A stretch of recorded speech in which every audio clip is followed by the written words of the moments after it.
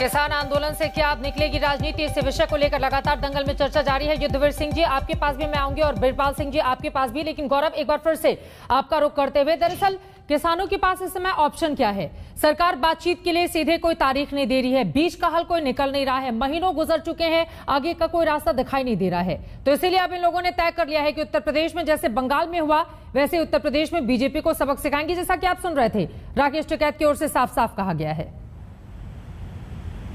चित्रा जी, देखिए, आपने कहा इसका हल क्या है। मैं बहुत विनम्रता से युद्धवीर जी यहाँ बैठे हैं, हल बता देता हूँ। 11 दौर की बातचीत हुई और अच्छी नीयत से हुई, और ये युद्धवीर जी भी मानेंगे कि जो कभी नहीं हुआ पहले, वो श्री नरेंद्र मोदी जी ने इतिहास रचा किसानों के हित में।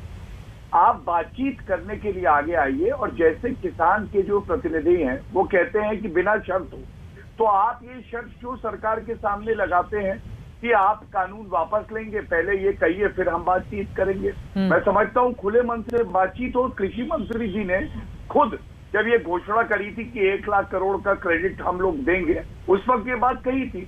और दूसरी बात मैं आपको बता दूं कि युद्धवीर जी को आज ये बताना चाहिए कि सेक्शन 25 पंजाब में लागू है, वहां किसानों की गिरफ्तारी हो सकती है। ये पंजाब का फार्मिंग प्रोड्यूस एक्ट है, वहां पे प्रदर्शन क्यों नहीं होता है?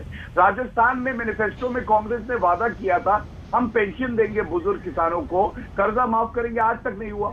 वहां राकेश टिकैत जी नहीं जाते हैं। और मैं आपको बता दूं, इस वर्ष के आंकड़े ये हैं कि हाईएस्ट वीट प्रोक्योरमेंट हुआ है, और पंजाब में तो आजादी के बाद से हाईएस्ट किसानों का वीट जो है वो खरीदा गया है। ठीक है। और ये 132 लाख मीट्रिक टन है। हाँ। और पूरे देश में भी अगर देखें तो पिछले साल की तुलना में 10% ज्यादा हुआ है, और 58,000 करोड़ रुपया किसानों के खाते में सीधा गया है। ठीक है। मेरा सवाल युद्धवीर जी से भी है और अभय जी से भी है, कोई भी उत्तर दे सकता है। अभय जी, मैं आपके पास आऊंगी एक बार युद्धवीर सिंह जी को चर्चा में शामिल करते हुए। युद्धवीर जी, अब नाना करते हुए अगर आप सियासत कर बैठेंगे तो फिर बातचीत के जरिए जो बात बनने की उम्मीद की जा रही थी वो तो फिर धूमिल होगी ना?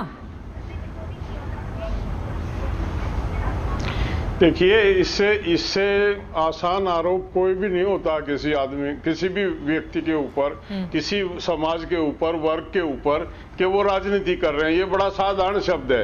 वो हम अगर अपनी मांग उठा रहे हैं, अपनी बात को मनवाने के लिए एक आंदोलन कर रहे हैं, तो बार बार ये हजारों दफे अनेक लोगों के माध्यम से कही गई है कि किसान नेता राजनीति कर रहे हैं। राजनीति फिर वो तरीका बता दो ना कि मांग कैसे उठाई जाती है, कौन सा तरीका है राजनीति से हटके जो बात रखने का तरीका हो। हम कह रहे हैं कि 3 कानून वापस ले लो, एमएसपी पे गारंटी चाहिए। बार बार हमने ये कहा, और मैंने अनेक दफे कहा है कि सरकार 3 कानूनों पे एडामेंट है, अड़ी हुई है, बाद में बात कर लेंगे।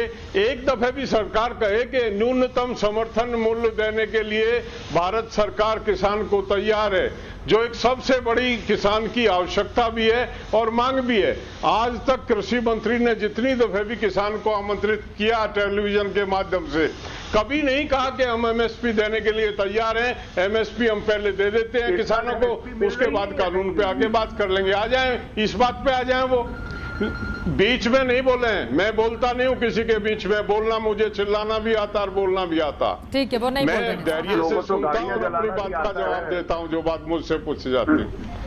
हाँ, ये बता दिया है कि तू ज्यादा, फिर मैं उस पे आ जाऊंगा जो नहीं, क्या तू कैसे बोल रहे हैं? बीच में बोलने की आवश्यकता नहीं। तू क्या गुंडागर्दी नहीं करेगा? तो ये बता दिया, ये बदतमीजी की पराकाष्ठा है तू।